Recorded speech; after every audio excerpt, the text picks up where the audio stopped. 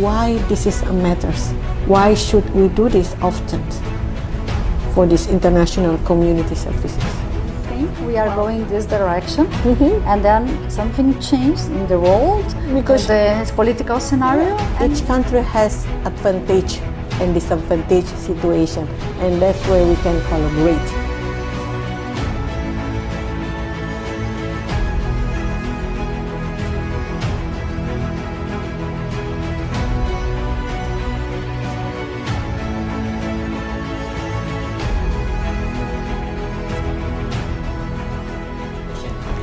Assalamualaikum warahmatullahi wabarakatuh. Selamat sore, good afternoon. It's Monday, ya. So I love Monday. 21 Agustus 2023 kami kedatangan tamu spesial jauh-jauh. Jadi kalau teman-teman yang penggemar sepak bola mesti tahu juga nih, salah satu negara dengan penghasil sepak bola yang luar biasa terkenal ya dari Brasil. Nah sekarang bukan pemain sepak bolanya yang datang berkunjung di kampus Politeknik Estialan Jakarta di Pejompongan, tetapi salah satu profesor ternama ya yang saya akan mempersilahkan beliau sendiri memperkenalkan dirinya nanti. Yang jelas beliau datang untuk beberapa hari ini dalam rangka kolaborasi riset ya dan community services internationally ya di Politeknik Estialan Jakarta. Tidak berlama-lama kita akan bersama beliau. Okay, Professor Paula. I will just doing introduction to our audience here. That would you like to let us know what you're doing, why you're here, what has been done, and this is your first time in Jakarta. How do you enjoy your 2 nights in Jakarta? Okay, let us know. Okay. Well, Professor, it's a great pleasure to be here. It was like a dream, knowing Indonesia, Jakarta, and NIPA, Estialan, and you and your team and the students, professors here. I'm very happy to be here. I am from Brazil. I am from the State University of Santa Catarina. It's a public university in the south of Brazil, and I am leader of our research group, Politeia, where we study the subjects of co-production of public services, accountability, open government, and other topics related to the provision of public services with the collaboration between government, civil society, citizens, students, the academia, and also the private sector. So we work in this collaborative arrangements and ways of improving public administration.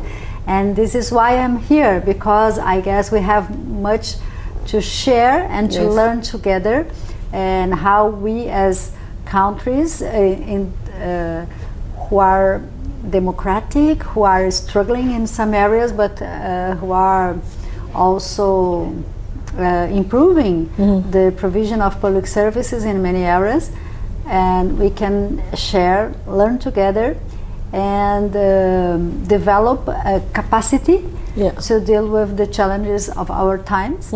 And I see a lot of similarities between Indonesia and Brazil. I guess here today we are doing an important step in this process of collaboration, and I hope it's a long-lasting collaboration process. Wow, thank you. We actually are deeply grateful for your coming here in Jakarta, especially for us.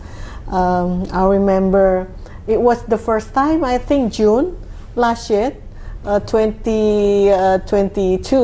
Yes. It was still COVID. I met Professor Paula in the conference, international conference for public administration in Rome. And since then, we have been connected in the international conference that we held in Politeknik Estialan Jakarta. Now we have her directly, so no more online, but this is offline. Yes, yes. Okay, Professor Paula, we understand your background study mostly in accountability, transparency, and then you came here also to see the collaboration of our research team here, our lecturers that doing this public good accountability. In your experiences, How do you see the differences between developed and developing countries in terms of public goods and accountability? Yeah. Well, this topic of accountability, sometimes it's like imported from the international agenda to our realities.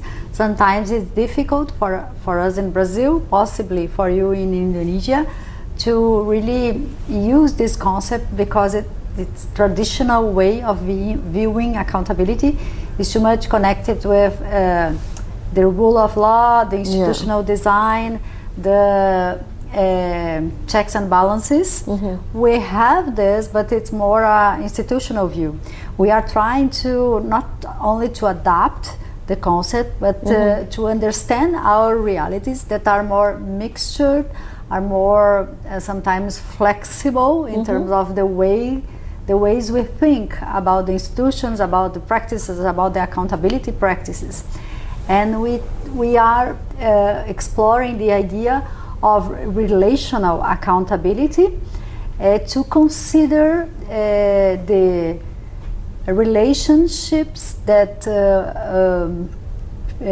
are involved in public administration practices and relationships between the government agents and the citizens, and to understand that it's not just to copy the laws or the institutions and to copy and paste concepts and the institutions themselves, but to understand each reality, each context of relationships, and to understand what kind of accountability is necessary or viable in each context, and also to consider that there are inequities and inequalities in terms of political power, economic power, access to public services, and so it's not a single idea or version of accountability that is more formal, but something that consider the inequalities, their power relationships, the power inequalities and the vulnerabilities in each territory. And this, I guess, is something we have in common. Yes, indeed. We are societies multicultural with a lot of inequalities in many aspects, and we are at the same time we are developing our institutions, our public policies, our public services, and we are being able to improve the quality of public administration, the quality of public services, but still we need to consider the diversity of our territories and the inequalities we have in each territory. And so we need, I would say, original way of doing accountability, considering our realities. And then I guess in this exercise of understanding the accountability we need and we are able to practice in each context, we could share a lot between Brazilian researchers, Brazilian managers, and Indonesian researchers and managers, because we have much in common. So possibly we could develop our own version of accountability that will be probably different from the developed countries. Indeed, indeed. And but it doesn't imply that is better or worse. It's but it's adapted to the context. Certainly agree with your concept that having this international relation, which is more collaborative, we were more closely because of this technology. Then we would say to our students that having this developed countries example doesn't necessarily that we have to apply the whole thing in our countries, because there's some differences. Great. For example, when developed countries say you cannot make your children work within 18 years old, in our culture, they have to help their parents. For example, this is not abuse of a child, for example, that the different cultures. Well, we're going to have, we call it international community services.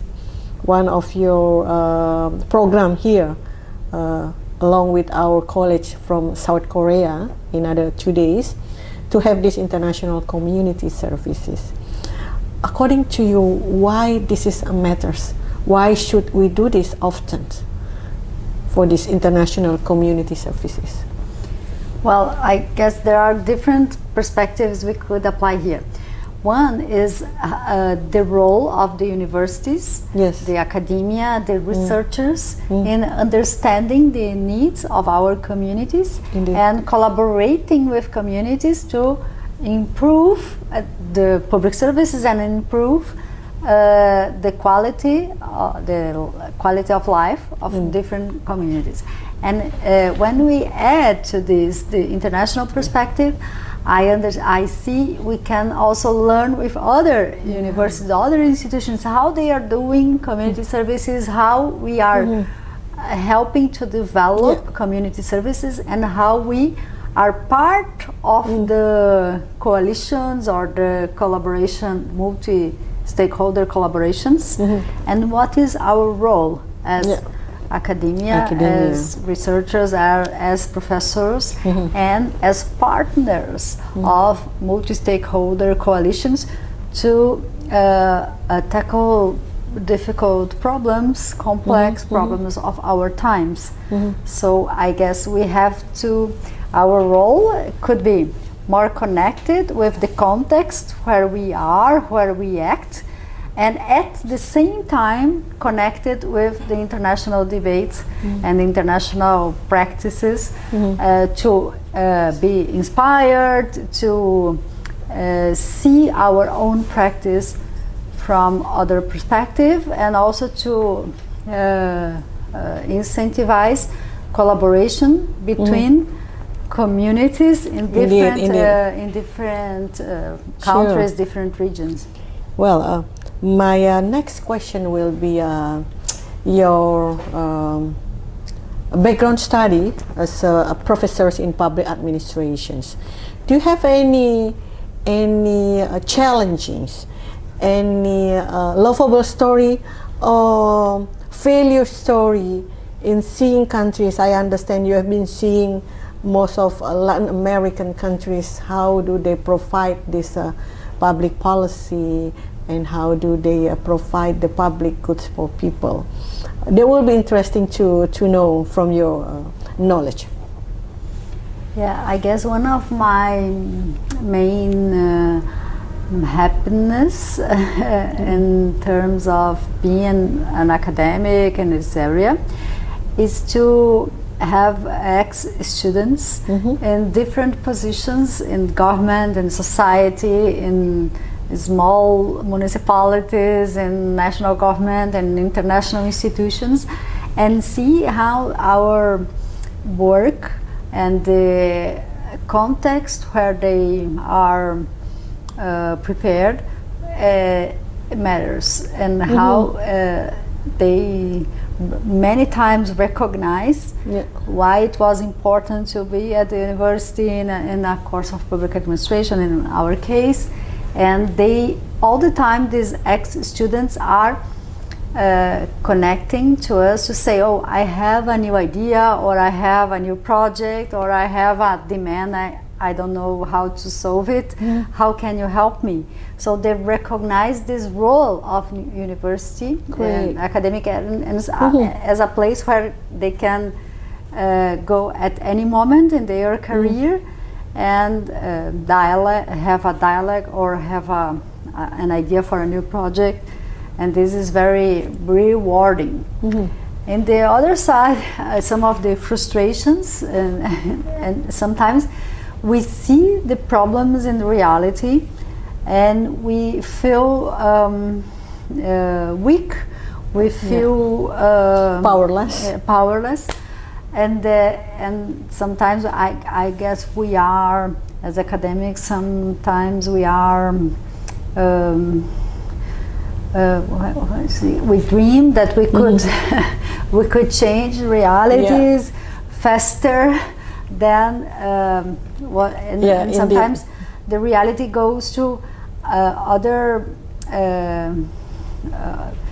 different path, and then the academia going to the other path. Yeah, exactly.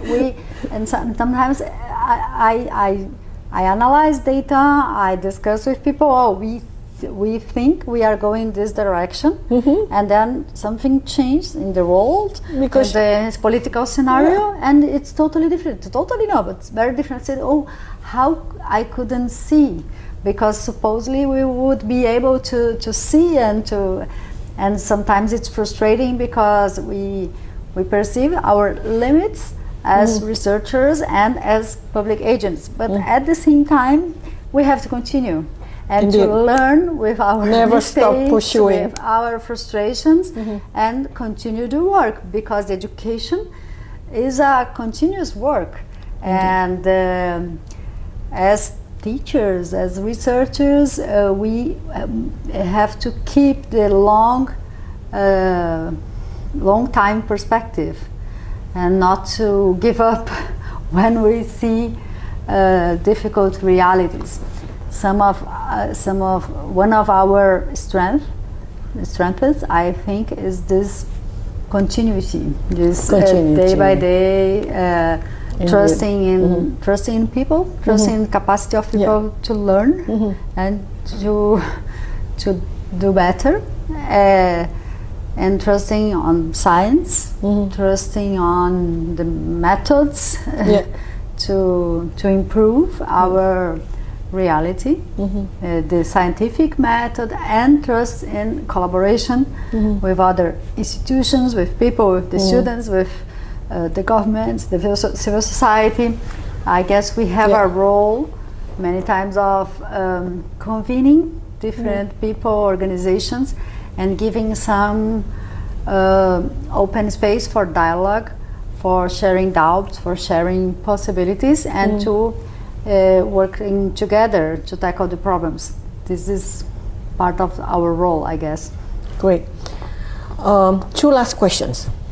Actually, out of the script, this has just come up in me. You're professors in public administrations. I'm a professor in political science. So there's a match on it, because we talk politics, then we talk about authority. When you talk about this is good to be done as a public administration, but then we do not have power to implement it. This is the persons, the stakeholders who has the power to implement it. In your perspective, probably some cases in Brazil, I did also my dissertation research on the comparisons, power relation between executive and legislative. But take an example in Brazil. How do you cope, or how do you come with a solution to have a public administration works and the other also a political interference work, but actually the goals for the public sake, let's say, for the society welfare. So even though they not match each other, but then the motivation of them to work public administration and political institution should go for the public interest. Yeah, wow, difficult.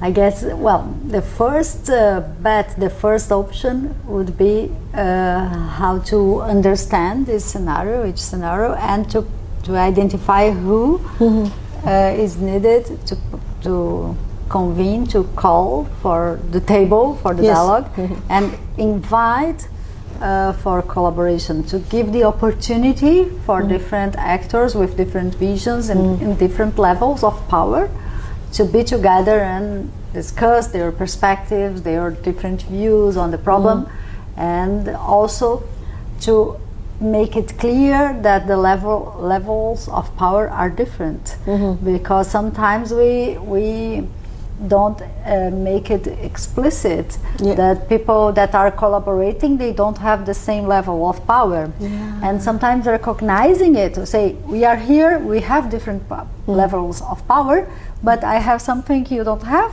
you have something I don't have, and only if we collaborate we can achieve something better than I can achieve alone or you can achieve alone.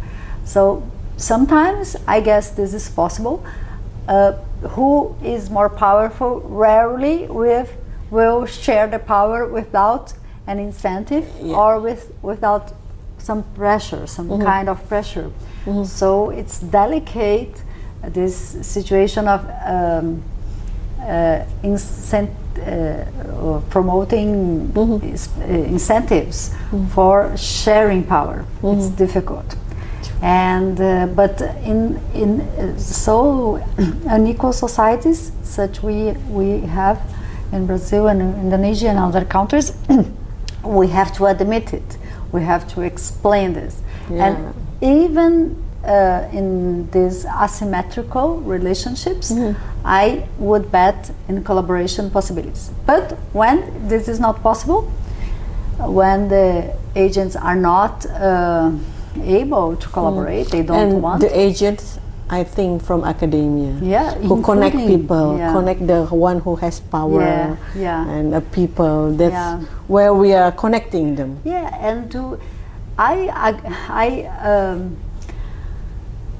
I believe in the capacity of people to understand why in some conditions it's better to share power, because you will achieve something you will not be able to achieve even if you are a powerful person or a powerful institution.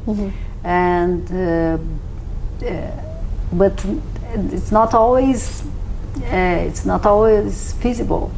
Sometimes what we need is a more controversial scheme, exactly, and more pressure. I don't know how to say it.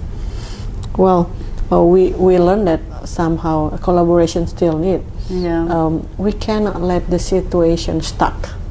There should be an effort to make this people need with accountability and decision makers. We could. One example is about the pandemic, the COVID-19 pandemic. Even the most powerful nations, organizations, and people were vulnerable in some aspects. And we had to learn to collaborate in many aspects. And since we were unable to collaborate, or we were unable to use the best knowledge in each situation, we lost trust, we lost lives, we lost capacity to deal with this huge challenge. So we need to collaborate, and even the more powerful organizations and people have their weaknesses. Indeed. And so how to convince people to collaborate and to show that it's the only way or the best way to go ahead. Yeah, I can conclude, not yet conclude actually, but the last question that is collaboration among countries is needed. Not to mention who is in power or powerful, but each country has advantage and disadvantage situation, and that's where we can collaborate. Okay, last questions. How do you see the you do have collaboration already with China, South Africa. That's become a balance of power, but let's change it into a public administrations between Indonesia and Brazil, or between two institutions that we do have, Polytechnic Jakarta and Santa Catarina University. How do you see it starting from here and we work in the future between lectures, professors, research, a publication, or even probably students exchange? The world becomes smaller. Even though you're far away and I can tell you're still in the jet lag. But how do you see that's possible right now? Yeah, well, we're here today discussing many of these possibilities, and I guess it will be great to start with collaboration, for example, with online classes where professors and students from here could participate in classes in Brazil, and we could participate in classes here. We were planning to have shared papers and topics that we are already studying. For example, water and sanitation services in the perspective of collaborative governance, and also open government strategies and its relationships with accountability and equitable public services. These topics we are already working, and we can collaborate in shared papers and also in new research projects that we can develop and study more deeply the experiences of our governments and the national governments and the local governments, the cities, regions, municipalities, and we can do it. We also were planning possibly a co-edited volume of a journal, where we could organize together. This is another form of collaboration. But what you mentioned, it's very important to be in the city.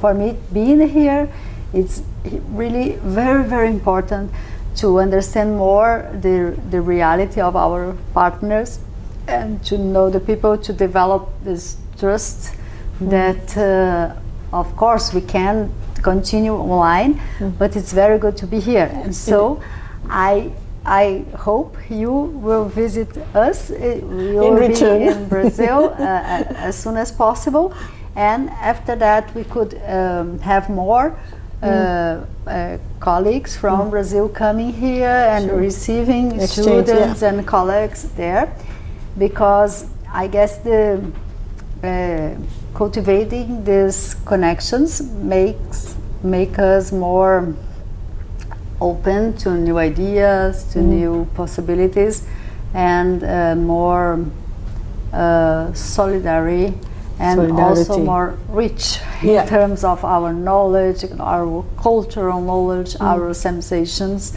and it's approximate us. Thank you. Well, a lot of things has been discussed, and we're trying to explore Professor Paula expertise and what she is doing here. Teman-teman, anyone of you who interested in doing research, collaborative governance, we could be as a provider, engagement provider, as we're doing right now, research with Professor Paula. Currently, we're doing research on the water and sanitary. This is a public goods that need to be called one of a part of the climate change results, that we need to preserve our water. So any of you who interested, please do contact us. We might get a collaboration together.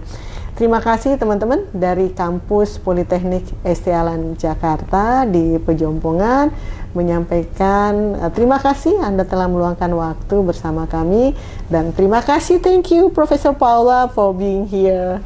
Thank you. Thank you, bye bye now. Thank you.